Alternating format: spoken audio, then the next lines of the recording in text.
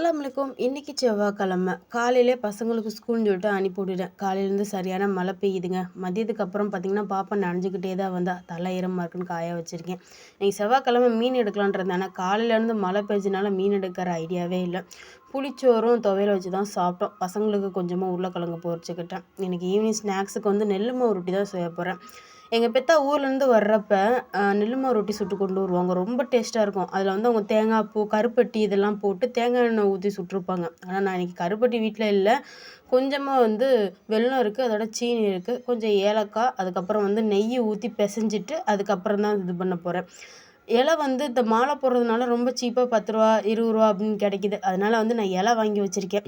தேவைப்பட்டால் யூஸ் பண்ணிக்கிறோம் அப்படின்னு சொல்லிட்டு. அதை ஸ்டோர் பண்ணுறதுக்கு பார்த்திங்கன்னா ஒரு கேரி பேக்கில் 4 வெட்டி உள்ளே வச்சுக்கிட்டோம்னாலே போதும். அது ரொம்ப நாளைக்கு 1 வீக்குக்கு பிரச்சனை இல்லாமல் நம்ம யூஸ் பண்ணலாம். ரூ. 10 தான் வாங்கியிருக்கேன். நெல் மாவு ரொட்டி நெய் ஊற்றி சுட்டு சாப்பிடணும். Bye friends.